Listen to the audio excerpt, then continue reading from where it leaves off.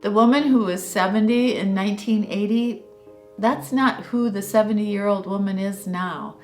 She's changed. Her hair, her makeup, her skincare, her attitude, understanding everything she's been through. Those are the things that have changed. But how? This is such a pretty place. There are several different paths that you can walk down. This one here is probably the one less traveled by, the roughest, but the most beautiful.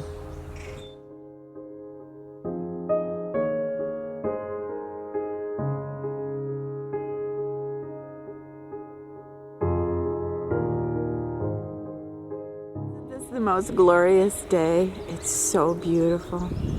Another spring. How lucky am I?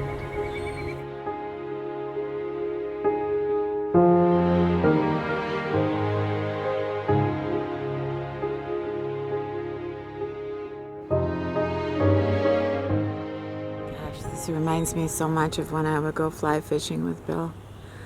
Boy, I had to be in love to actually put on some waders and go fishing.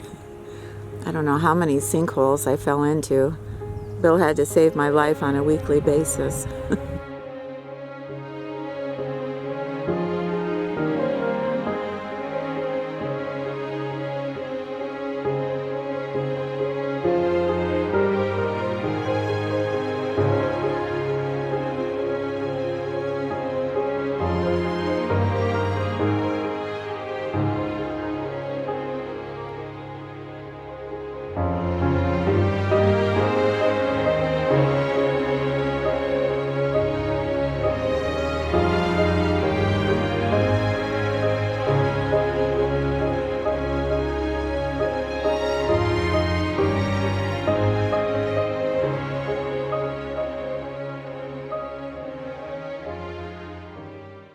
Hey everybody, thank you so much for coming back and seeing me and Desi.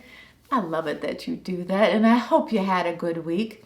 I had a pretty good week. I had kind of a run-in with my lawn service, but other than that, it was a fine week. But I want to share with you the difference between a woman who's 70 now in 2024 compared to perhaps years ago.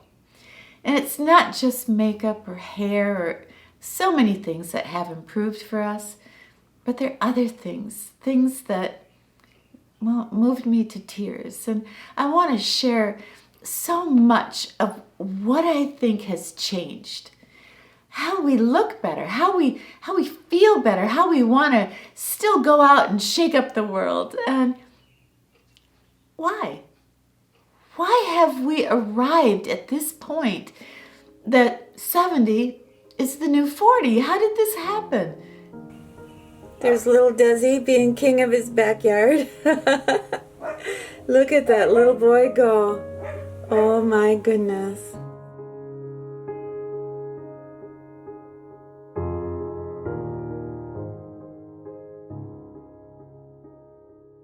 Remember when you were growing up, if you're around my age, remember Aunt Bee from the Andy Griffith Show? And when I was a little girl, I thought, well, that's what I'm going to look like when I'm an older lady. Well, fast forward to the 80s, and then, we had the Golden Girls, and I mean, I loved that show, and the clothes were beautiful. Everything, was a lot more sophisticated. But did you notice how oversized everything was and all the layering? And, with Dorothy, she was tall, and I think she had a nice figure, but she was always in 14 layers where you just couldn't see where something started or ended. You can be pretty, we'll accept that, and you can be smart too, but we really don't want to see your body. If you're an older woman, let's just nix that, right? What I've noticed with older women is they're dressing a lot more chic, and I'm trying to get on that bandwagon. But when we get older, we like things simpler in our home, in our life, and in our fashion. So I love that look of all black, all white, something, classic polka dots, classic stripes, just something so chic. The other day, I wore an outfit, white pants, a white silk blouse, white belt, and then a black and white little cardigan. And I just thought, oh, and I had a white purse. I had some white, well, anyway, I just thought I looked so chic. That's not normally how I would ever dress. But there's something about sleek lines and a sophistication to just having one color when you walk into the room. And I just love it. So I think the woman of 2024 who is 70 or beyond, she knows who she is. And everything is just so chic. And you don't have to have a lot of money to dress all in white or all in black. It's an attitude, isn't it? Yeah.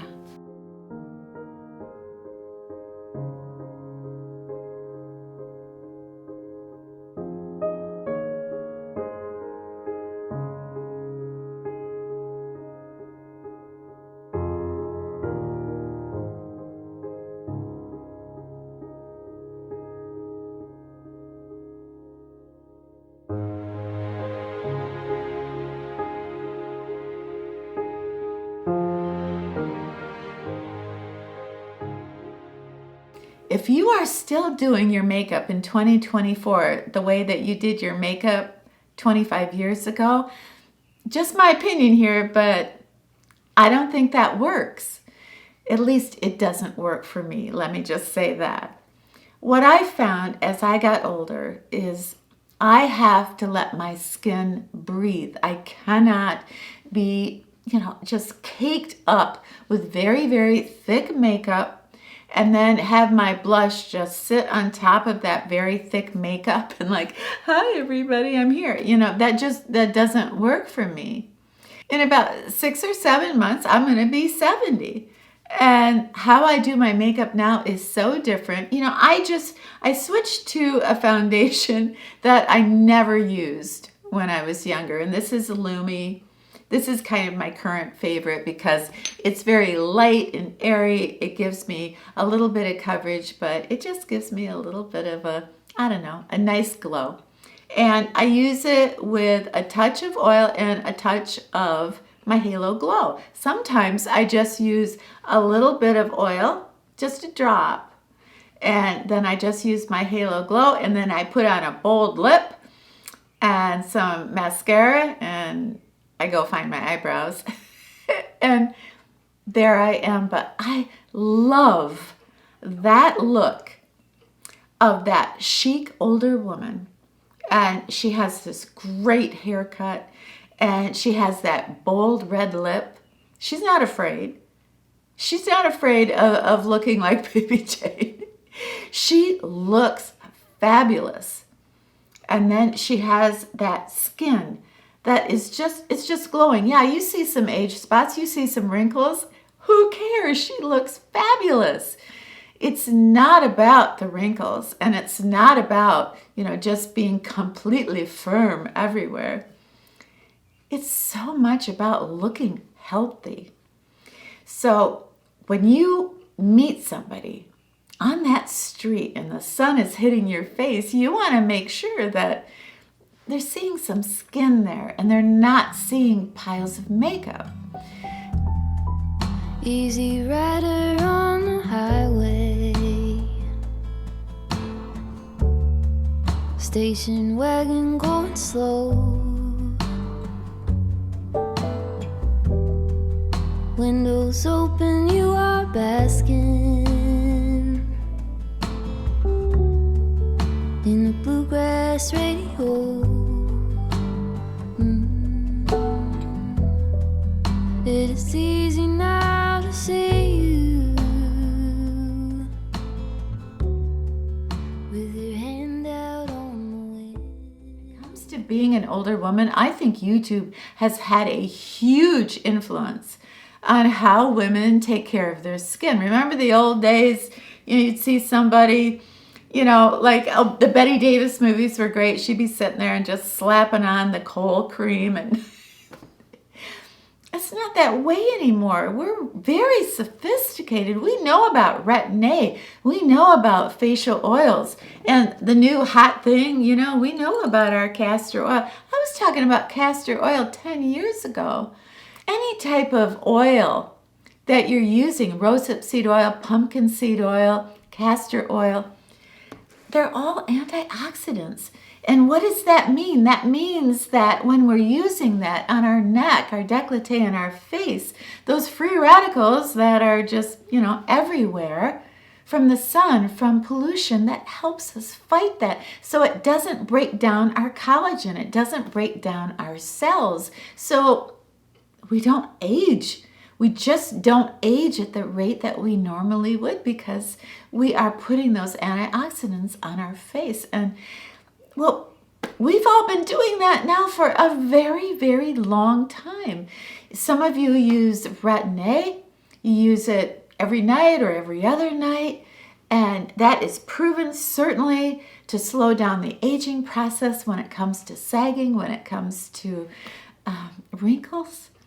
And another thing, too, that I do love about castor oil is that it does have that type of Botox kind of feel because, well, I have these 11s, and I notice if I use a little bit of castor oil before I put on my foundation, it does seem to help those lines. Of course, I could go get Botox. Why don't I do that?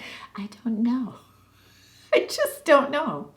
In 2024, when I walk into that restaurant and I kind of scope out the room, I can't tell the age of almost any woman anymore. And mostly because older women have truly bright, soft, lovely skin. And I don't think that just suddenly is miraculously happening because everybody's using sunscreen, which I hope they are. But it's more than that. We have educated ourselves. I remember the first time, I believe it was 2009, and I went into, JCPenney. And I asked the girl, could you help me? Could you help me with some type of cream that might slow down the aging process? I left the store and I had paid $370 for a cream and a serum. And what do you think they did? Nothing. No results at all. And I felt very, very depressed. And some of that was because I saw no change, and some of that was because it felt like a sucker. And I vowed that I never wanted that to happen to me again. That's why I never buy those facial tools. But any type of motion where you're doing this is going to help your jawline. It's going to help your face because it's draining your lymphatic system. You know what I'm saying? We women have armed ourselves with something very dangerous, and that is knowledge. We know what we need to do with our skin, and we do it, and the results are phenomenal. Isn't that beautiful? This is my pink princess plant. Isn't it just gorgeous? I had no idea when I picked it up how rare it is and how expensive they are. I didn't pay hardly anything for it, so I've got to make some clippings and perhaps have a giveaway. Pink princess. I've never seen such a plant. It's just beautiful.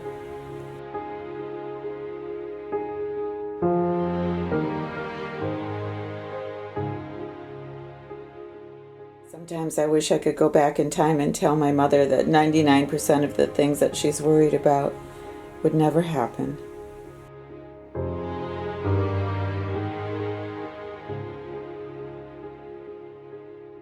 So 70 is like the new 40. We've come such a long way. We should be so proud of ourselves. And it's more than just, we dress chic and we have better hair and makeup and skincare.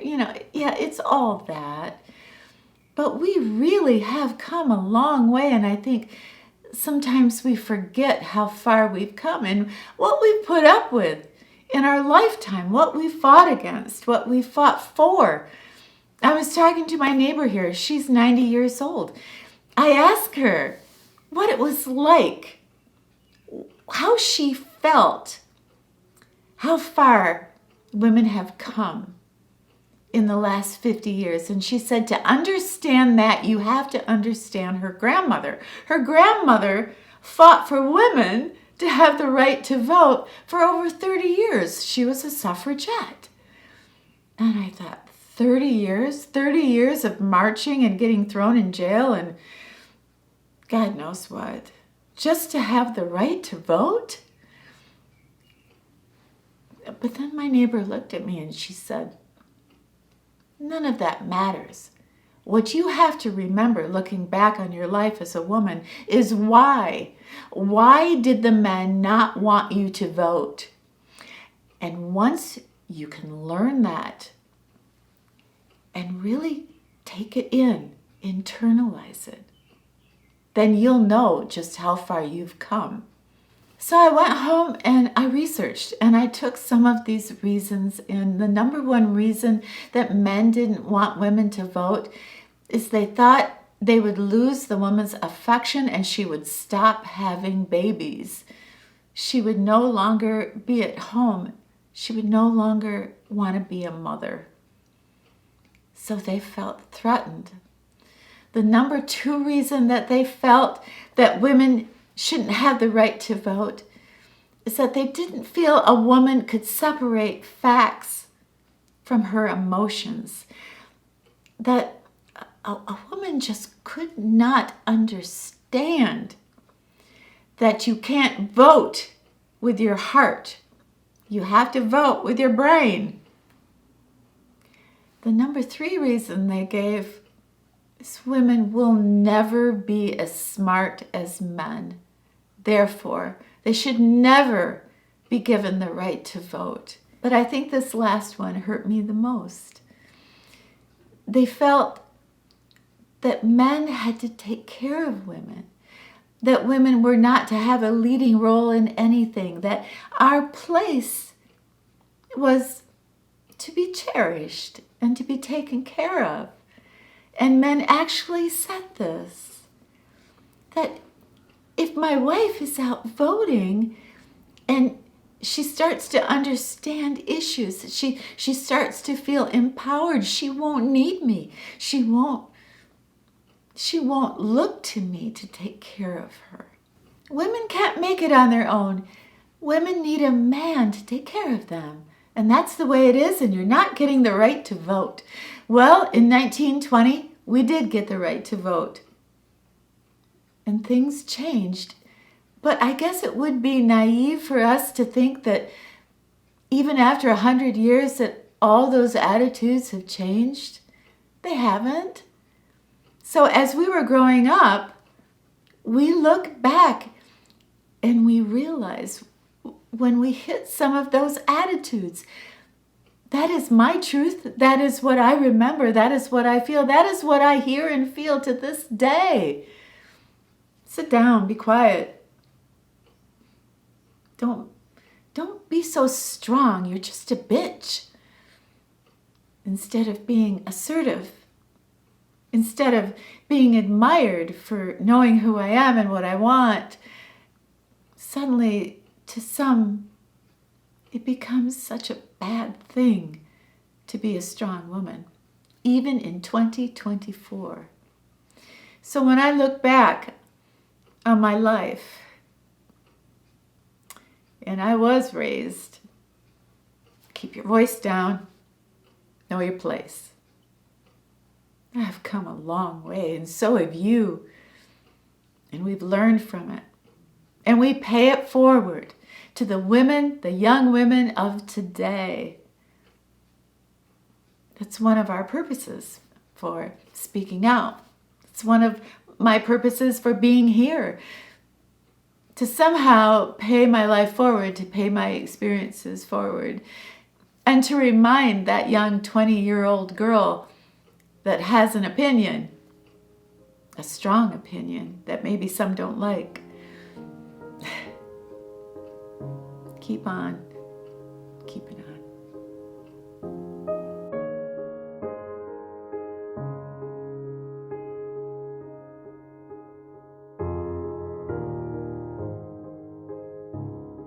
when I think about all the women that have come before me. For 70 years, they marched, they got beat up, they got thrown in jail, all because they wanted women to be seen as equals in this country and have the right to vote.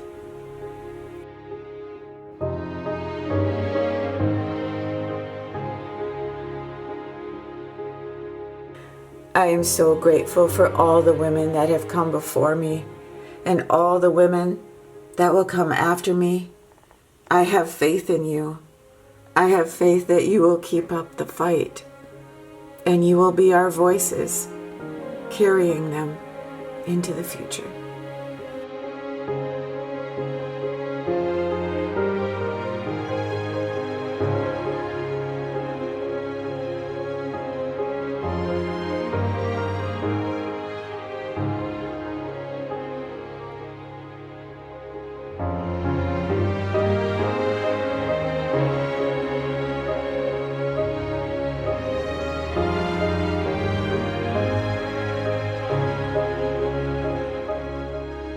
The roughest, but the most beautiful.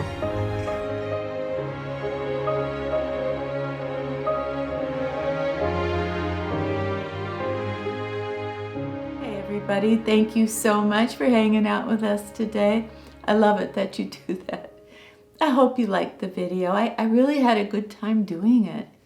If you get a chance down below, maybe let us know how you are and what's going on. Please have yourself a happy, safe, wonderful, brand new week. And when you're done with your week, come back and see me and Desi, okay? All right, it's a deal. We'll be here. Is that a puppy? Is that a puppy?